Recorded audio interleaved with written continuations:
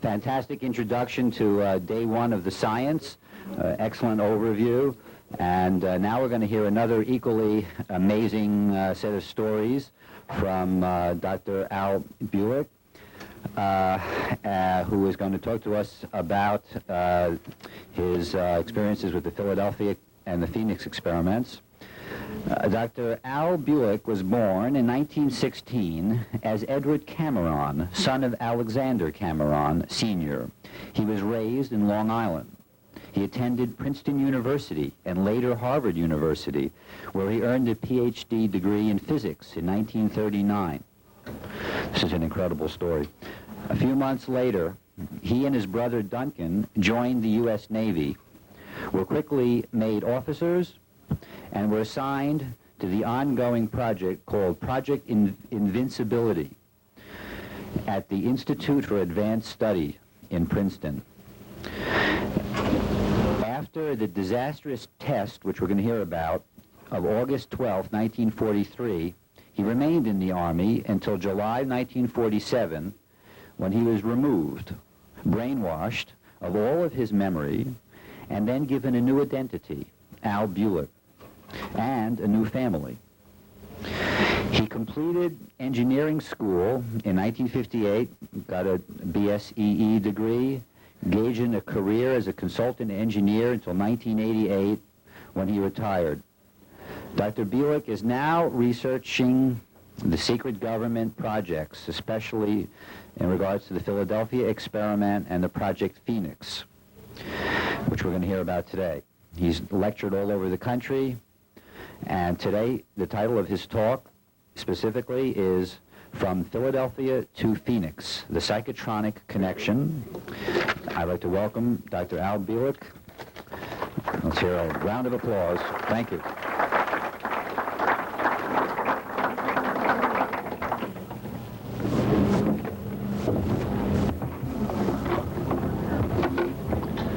Can everybody hear me all right? Good. The subject today is a little bit different than what I have normally done. Last year, I gave you a fairly detailed history of the Philadelphia experiment and how it tied into the Phoenix project. Today, my intent is somewhat different. I wish to show the background connections between the two projects, how they happened, the politics that was involved, and the interlocking controls, if you will, and the communication which resulted in the two tests locking to each other. How this really occurred and why, and what other problems were developed because of this. It's a rather involved story, but I only have 45 minutes, so I will again try to keep this rather brief. As you know, the Philadelphia experiment culminated in two tests for the Eldridge, or if you don't know it, I'll state it now. The original 22 July 1943 test for the Eldridge, which was bad enough in terms of the personnel problem, but did not lock up to the Phoenix project. And the final test, 12 August 1943, in which the ship went into hyperspace, and it was a total disaster when it came back.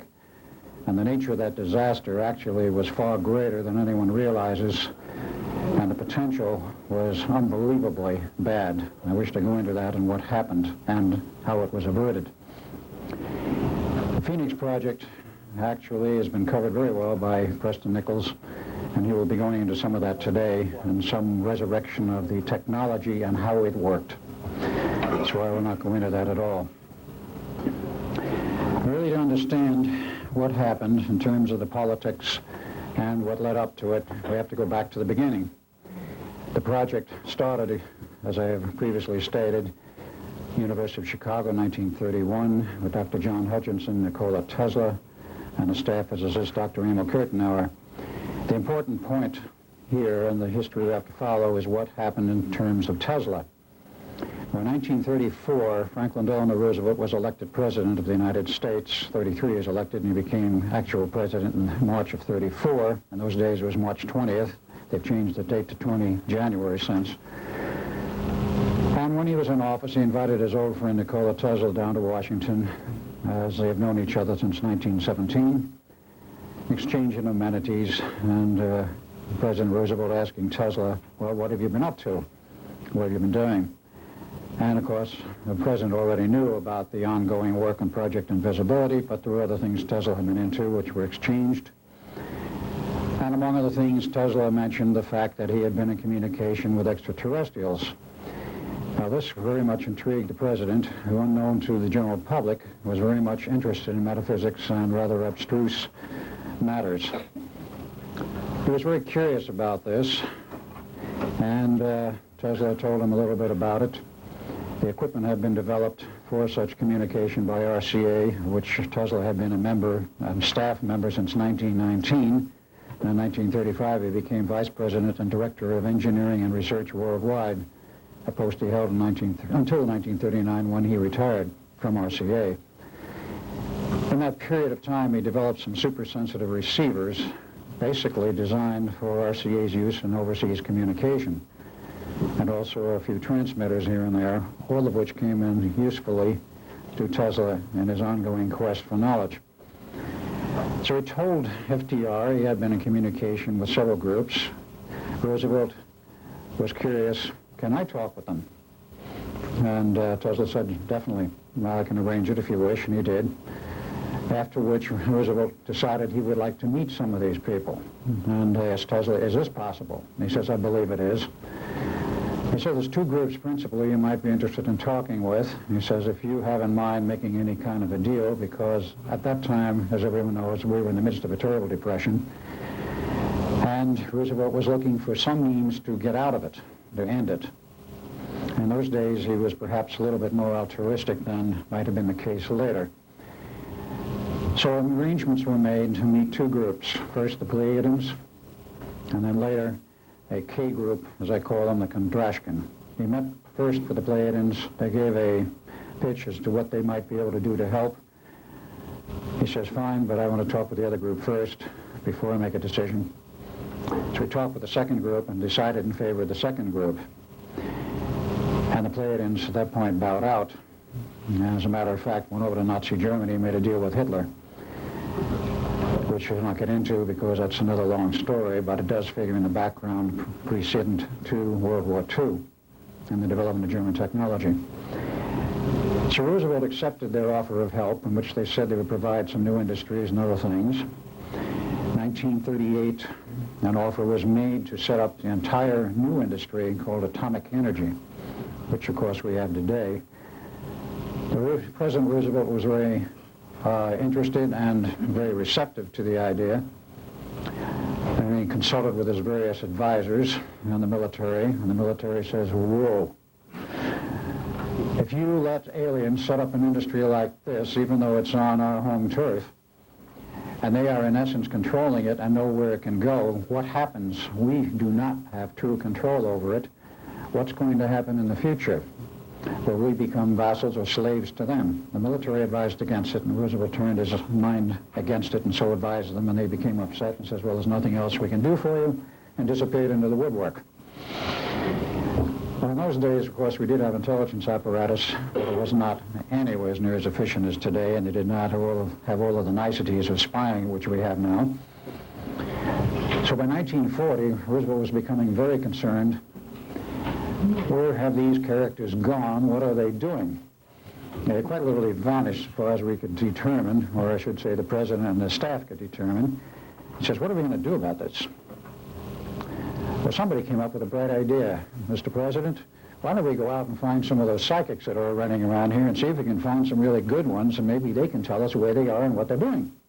The president said, fine. Harry Bennett, who was then the president's right-hand advisor, was appointed the task of finding some good psychics and setting up a secret organization. He did. That organization, founded in 1940, later became known as the Psych Corps. Very important for many reasons. It has been, until recently, the backbone and mainstay of some very high-level spying operations and intelligence on which many agencies have depended. Now, that organization in its infancy in 1940 was set up by hired psychics who could prove they had their stuff named together and knew what they were doing and could prove it. And they were given new identities and put in a secret warehouse in Arlington, Virginia, at least initially. went about their tasks. Whether or not they ever found any missing K people, I don't know. But that organization expanded. It was set up to be a permanent organization, and of course Harry Bennett had to look for a man to head it up and organize it, train the people, and set up a total program. They found such a man in late 1940. He was hired in 1941, and he set up the training programs. And from that point on, they were looking basically for pairs, identical paired twins, which were ideal for the type of training they were doing, mostly male, some female pairs. And if they couldn't find them as time went on, they did use computers to computer match, but this came much later. Eventually, the CIA was formed. They took over the organization, and that was in 1947. About 1950, NSA came into being, and they inherited the Psych Corps, and it's been under control of NSA ever since. So what did they really do, and what function did they serve? As time went on, and they expanded, and they did expand into about 50 operating pairs at their peak. They were perfect spies. They could penetrate virtually anything on this planet. And of course, after World War II was over, they were very interested in what they could do in terms of spying on Russia. Perhaps unbeknownst to us at first, the Russians also set up their own group, and there were several groups set up in other countries, but I'm only concerned with what happened here. The man who was chosen to head this organization up and actually remained its director until he retired in 1984 was a gentleman by the name of Emil P. DeCostain. Perhaps some of you have heard the name. I know a few people have, but very few, because he was very much undercover. He was born in 1900. A very unusual thing I found out about him, which hardly anybody knew about until after he retired. He was himself a walk-in by guess who? The K Group. So if you want to do some spying on the organization that's spying on you, take over the directorship. And they did. Important for a reason, because of what it led into in terms of the two experiments. The Philadelphia experiment, as I previously stated, locked up with the Phoenix Project, and it could only lock up on a very critical date. And that critical date was the 12th of August, 1943, and the 12th of August, 1983. Theoretically, it could have locked up in 1963, but there was no ongoing experiment at that time, such as the Phoenix Project, which was required. Dr. John Van Neumann was, of course, the second and final director of the Philadelphia experiment. He was also the first director of the Phoenix Project when it came online after the war, and it went through several phases. But the important phase of the Phoenix Project was from 1975 through 1983, when they developed the capability of time travel and the time tunnels, as Dr. Carl Sagan liked to call them, the wormholes in space. Wormholes in space and time. They had the capability and was fully functional. Someone had to know, in order to get these two experiments on either end to lock up, that there were critical dates in which it would work, and the rest of the years in between it would not work. And someone had to communicate this information to both ends. And this is the thrust of my discussion, and what happened, and why this whole thing locked up, and what some of the mechanics of, and technology of time is all about. I have a few slides I will add and put in here a little bit later, but I want to get into some more of this material first. The director of the Psych Corps himself was obviously a psychic. He went on through the period of time, and because he was a member, in essence, of the K Group, and most of your aliens have the capability of time travel, they knew what was going on at both ends. I've stated in the other prior lecture, and I'll have to state it again, the real purpose of the two projects, quite aside from the patent scientific advancement which was desired by our scientists here in the United States and on Earth, was the purpose of locking these two projects up for a very specific reason. The very specific reason was to provide a rift in space-time 40 years wide and hold it there long enough to let some very large spaceships through from another time frame dimension. 1947 onward, the K group was pretty much lost. And came 1954, there was another group which came into purview of the government, and that was, of course, the Greys. There was a series of UFO crashes in New Mexico in 1947, 48, and 49. I won't go into them in detail. But because of that, the government sent a call out through the vast array of radio telescopes in New Mexico, a call for help into outer space. We have an alien here. We don't know what to do with him. He's ill. How do you take care of him, et cetera, et cetera? Is there anybody out there that knows who he is and what you do with him? The government got an answer. It took a while, but they got an answer. A group of small ships showed up in about 1953 with some Greys on them, and then there was an exchange of ideas and thoughts, and some hostages went both ways. With the promise of return in 1954, which the Greys did do in very large numbers, landed at either Edwards or Holloman Air Force Base, or both.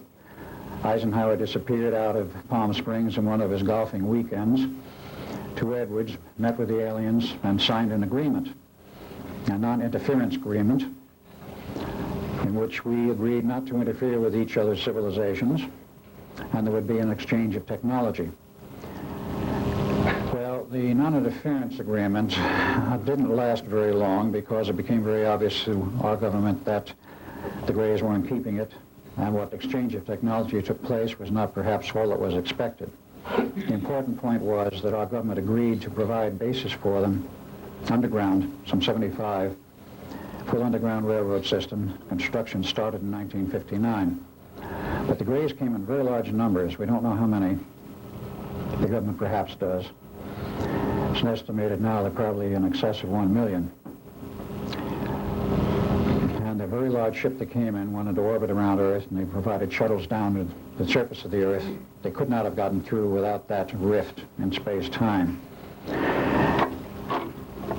Now, they were here. Other groups were here.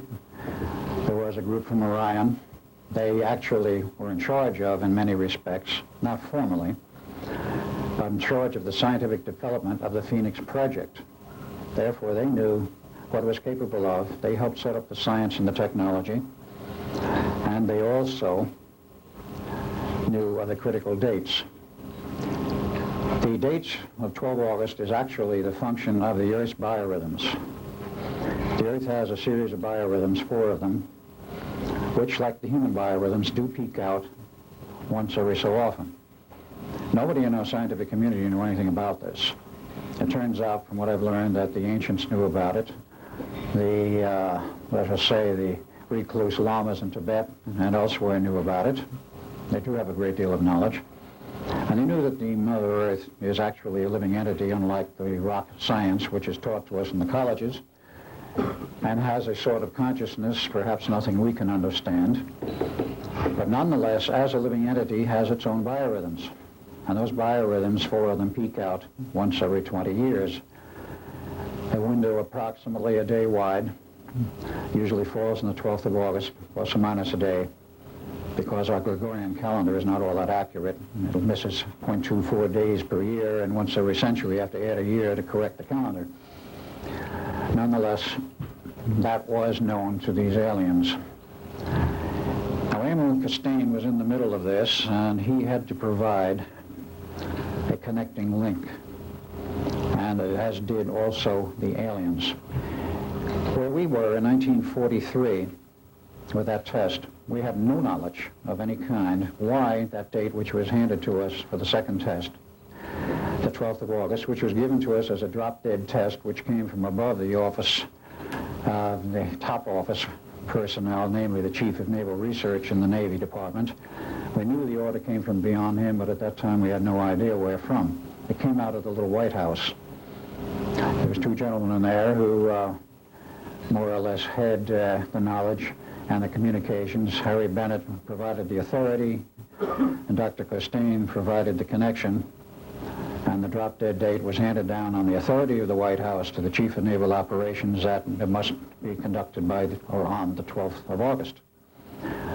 But the problems we had, the Navy knew, and those people knew, that Dr. von Neumann was going to delay as long as possible on the final test, but get as much time as possible. He worked around the clock trying to correct the problem because he knew he had a serious problem, and they could not correct it.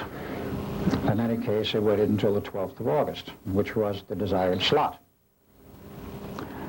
On the other end, we had the Phoenix Project. Now, what is the history, very, very briefly, of the Phoenix Project?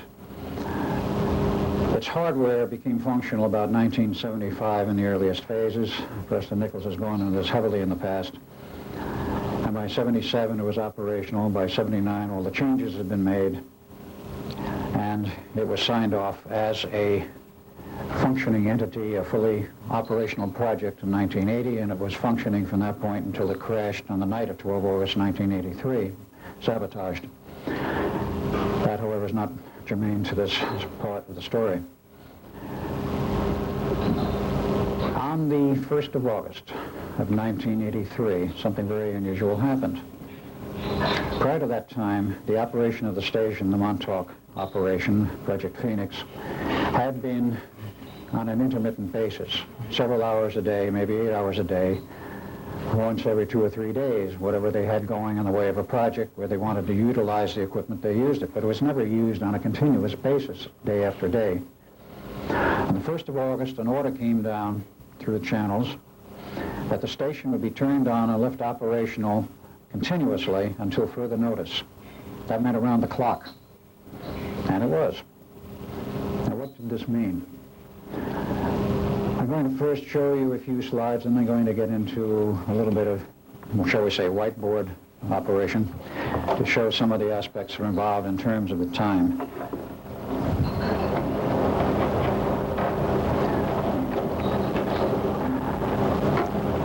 I've shown these slides before, but perhaps it's a good reminder. The Philadelphia experiment took place outside of the Philadelphia Navy Yard. Where is the pointer?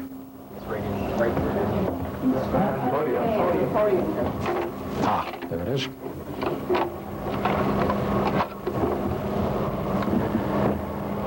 Right opposite a little town, if we can get a little better focus, entitled called Red Bank, is where the Philadelphia Navy Yard is still, though it may not be after this year is over.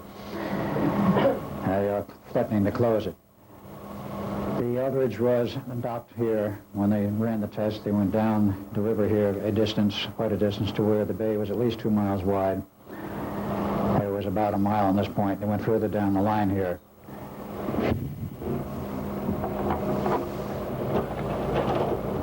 This is, of course, a picture of the famous Eldridge, a file shot. I will not go into the equipment other than to say the main body of equipment was in this little cubicle. That was the door where we went in and out. In the test, there was a special antenna mast on top here, designed by T. Townsend Brown, a special omnidirectional phased array to handle the output from 4 transmitters. And this was the ship for the final test that was used in the Philadelphia harbor, further down, of course, away from Philadelphia. The Phoenix Project took place on the extreme end of Long Island, way out here on the tip. And there was a park there. There's a town of Montauk a little further in. There's a state park out there and also a military base that does not show in this photo, actually mapped by AAA because this is the most recent one. The earlier ones show the military base inactive. Fort Hero on the extreme end had been there since 1916 perhaps, prior to World War I, and was abandoned in 1986 after all the tests were over. But that was where the other end of the terminal, shall we say, of the 2 experiments took place, out here. And that was the Phoenix Project, the prime home. At one time, there were 25 operating ones. And that was the one that caused the lockup, the one that was primarily concerned. In case you haven't seen any of the photos, I'll only show 2. The main radar tower from the SAGE system, which was adapted and changed to the Phoenix Project. There's this, and that's what you see driving east from Montauk. It's a huge building and a tower with the antenna on top, which is 60 feet high and 120 feet across and weighs approximately 125 tons. And close up, if you get on the base, which is open, and you can wander out there if you want to, the do during the day. This is the tower, 8 feet, approximately 8 stories high, and with the antenna, the total height is about 150 feet, we estimate. Now I'm going to leave this slide on because what we were dealing with, very briefly again, in the structure of our universe as we know it, is a 5-dimensional universe, 5-dimensional nature, other than is in the blackboard. And time is of itself, as I think this slide is familiar to Bob Yitlick, is in the form of a huge torus and is a structure. This is a mathematical representation, of course. You have a central flow of time through the center, a more or less linear flow, which we call the time we measure, the 4th dimension. And of course you have this helical coil on the outside which actually establishes the time rate flow. And this is called T2 and is actually the 5th dimension. Now, what I need to get into here a little bit is what really goes on.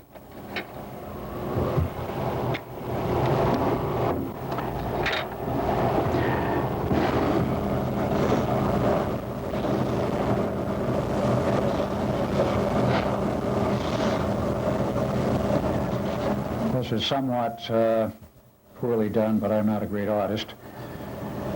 We'll call this 1, 2, 3, 3 dimensions of physical reality as we know them.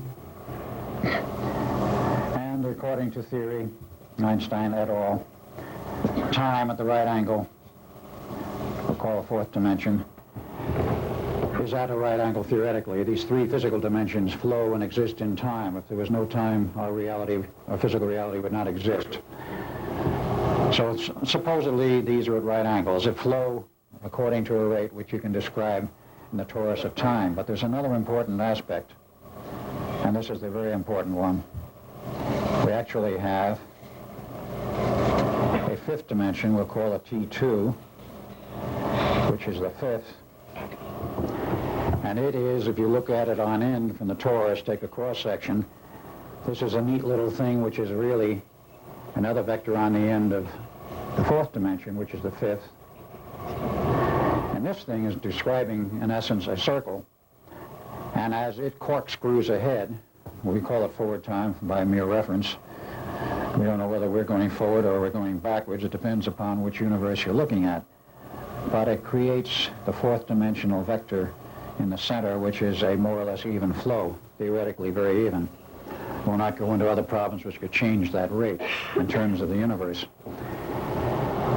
This was what we were playing with in the project, and actually this is what they were playing with in both projects. It is time in its essence. Now the Eldridge had a field created around it, the purpose of which was, again using the pointer and looking at this, the purpose of which, when the confined field of the Eldridge, was to change the helical rate. If you change the helical rate, you change the time flow, but you don't want to speed it up to the point where the ship disappears. What you want to do is something rather exotic. I'm saying what you want to do because what they wanted to do and what they did do are 2 different things.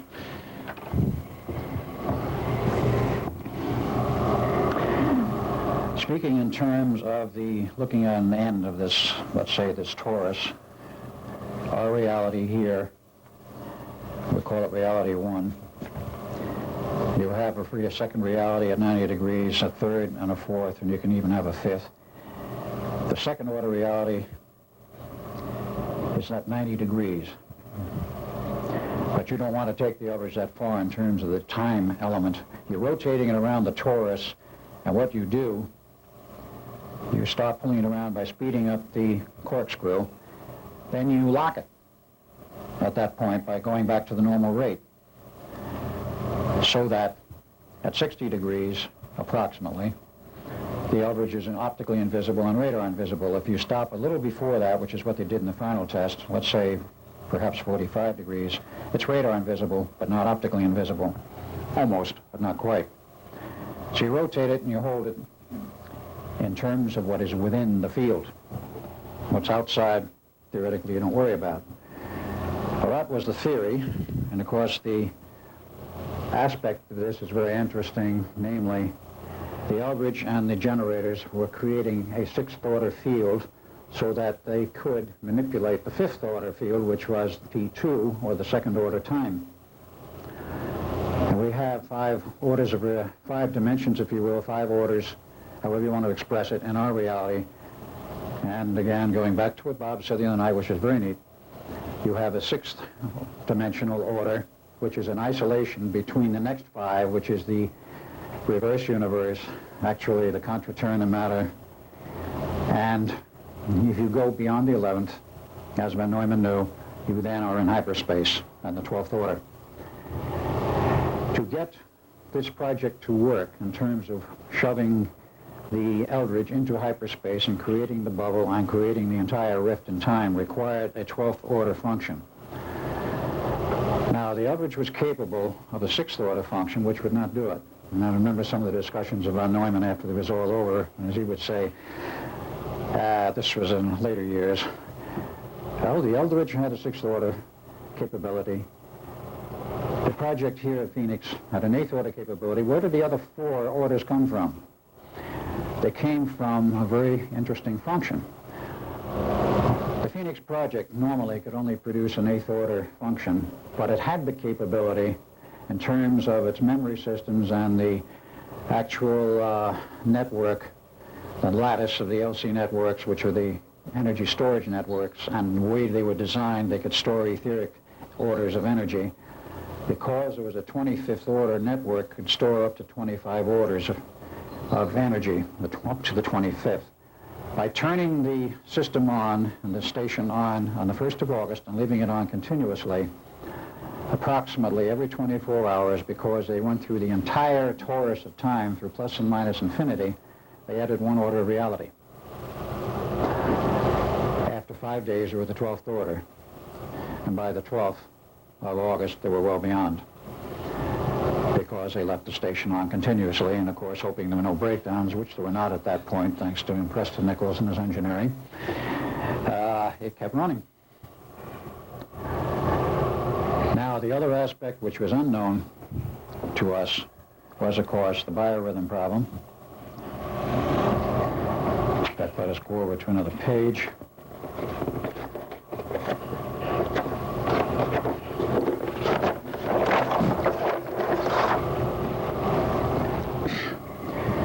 Biorhythms are only draw in terms of how they peak out. They produce literally a spike. 12 August, 12 August, 12 August, and 20-year intervals of concern to us, and also 2003. Here sat the Eldridge until it moved. And here sat the Phoenix project. It did not move. It was rather well anchored. And in the middle in '63, there's essentially nothing. There's another peculiar thing happens.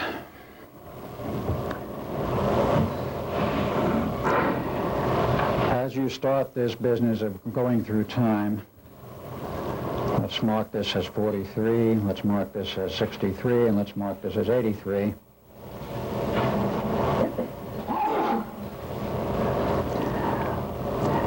You are looking at it, and sidewise again, you're actually a full circle for the 40 years. And it takes 40 years to go the full circle of 20 years where you have a synchronization point, you're 180 out of phase, which can be represented as a sine wave, like so, with a crossover point in 63. But this is a flat representation. This doesn't mean it's reversing polarity per se, but it does. The problem is created, and the problem is created is this. Time also has waves. Like a standing wave in electromagnetic theory on an RF transmission line, if you don't damp it properly and its characteristic impedance, let us show theoretically a nice little line where we have RF on it, Properly terminated, it's even of constant voltage. And as we say, the standing wave ratio is 1. That means you got perfect transmission and there are no waves coming back at you. If this thing is not properly terminated out here in the characteristic impedance of the source and the transmission line, whatever you're using, you start to get funny little things. These things start to build up, and you start to come down here to a lower level, and these start to build up, and you start down to a lower level. You build up standing waves, and these things go up, and they come back. And when it gets bad enough, you have enormous voltage levels, and theoretically, they can go unterminated out at this end. Theoretically, can go to infinity. They don't, for practical reasons. But you get the same problem in time. 10 minutes. Got it. And this means something very extraordinary.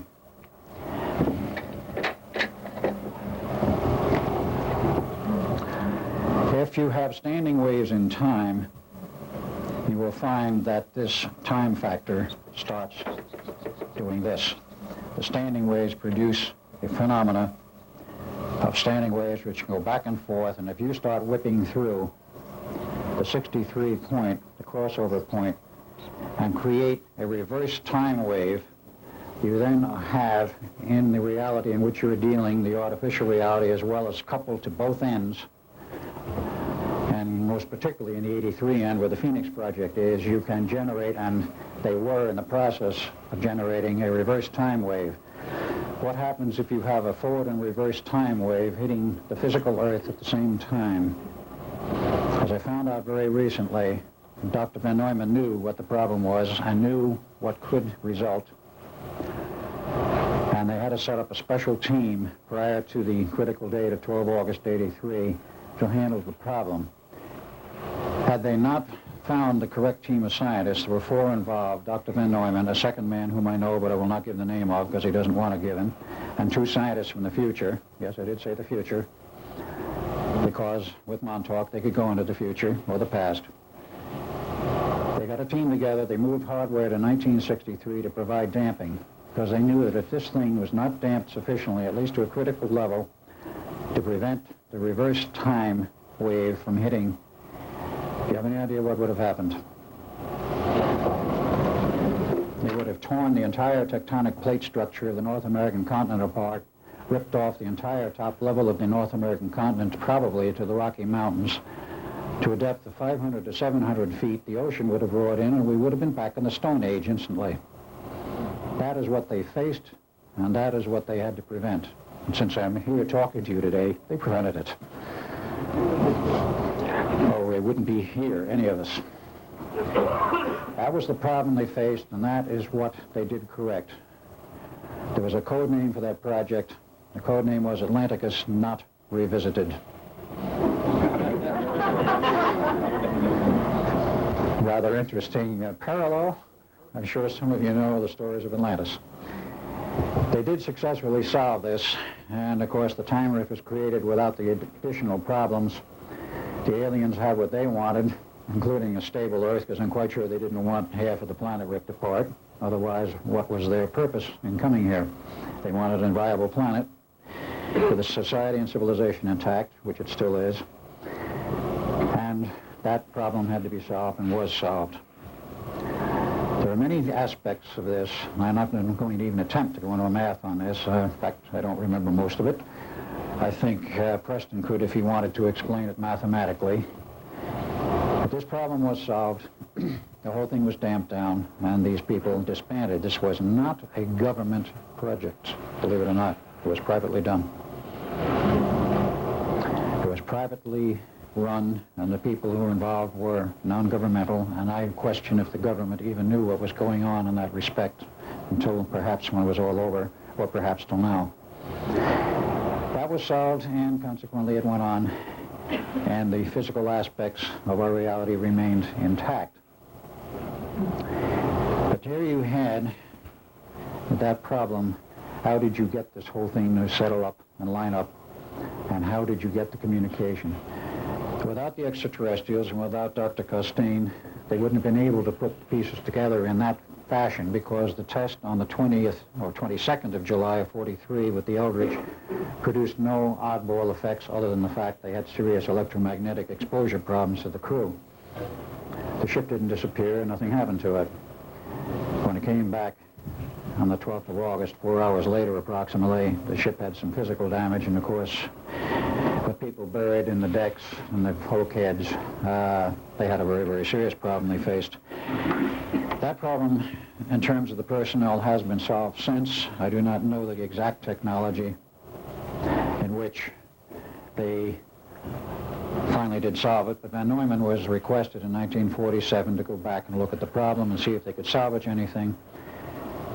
He did. He solved the problem. First, he had to invent a computer. The modern electronic computer is the brainchild of Dr. John Van Neumann. The Institute of Advanced Study, the first one built, perfected is perhaps not the word, but functional, in 1952, and a complete system involving a computer shipped to the Navy in 53 with another test on another ship. And I was not there because the Navy had decided it was time for me to disappear.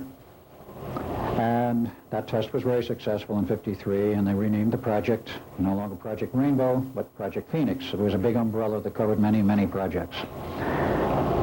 Over many years, many generations of hardware, they did make it very practical.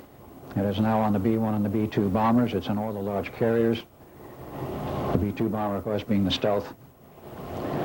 And that system is totally functional without any apparent hazardous side effects. I was removed from the Navy in 1947. I knew too much, was learning too much from digging in the vaults of Los Alamos, and somebody with the communication up and down the line decided I had to go. But part of this problem and the damping out here from 43 to 83, as a Levinson equation state, there were standing wave ripples, which go on for another 20 years, out to 2003. This part had to be damped. We weren't concerned about the back end. So Duncan and I were specially set up and processed by whom I do not know and how I don't know. But we've been the stabilizing factors on this whole Levinson matrix, if you will, the time stability factor, which has kept everything stable. And after 2003, I guess we're not required anymore. Who knows what will happen to us by then. That was also part of the project called Atlanticus Not Revisited. I do not know what was done, but I do know it was accomplished. So I think we've fairly well covered this, and in a brief nutshell, the problems that were generated by those two projects were solved. Of course, Phoenix went down on the night of 12 August 83 from sabotage, and it's been out of operation ever since, though there is a new Phoenix at a different location, now essentially operational. The aliens knew what they wanted, they got what they wanted, and today we have a problem with the aliens that we'll not go into. I think that pretty well winds it up, other than to say my experiences have been put into a book entitled The Philadelphia Experiment and Other UFO Conspiracies. I do have a few copies upstairs on the table where Preston Nichols is located, and I also have a few left, I believe, in the bookstore, and they are for sale. If you have any other questions, I think I have about 2 minutes. I'll attempt to answer any questions at this point, and then I can answer questions later. A question? Yeah, gentleman, a lady back there with the glasses. Oh. If they have this advanced technology, what do they need us for? They need us for two things. In fact, three, perhaps, but number one, in terms of the technology, they need our capability to manufacture hardware to their specifications, which we are now capable of doing. And so far as the Orions are concerned, they're engaged in an advanced base operation in a general warfare. And there is warfare going on out in space now. We hope it hasn't come to the surface of Earth. The second part of this is, in terms of the Greys, they need us as warm bodies for genetic experimentation to develop a new race. And involving this is also the CIA and our government in secrets, very great secrecy. They are doing extreme genetic engineering and have developed a lot of new things, including a totally new class of implants, which are now biological, not hard chips. And this is only one tip of the iceberg. They need us for that. Yes, one other question? No, That's it. fine. I got Okay. only 10 seconds left. All right, I thank you all for your attention, and if you have any other questions, I'll answer them later.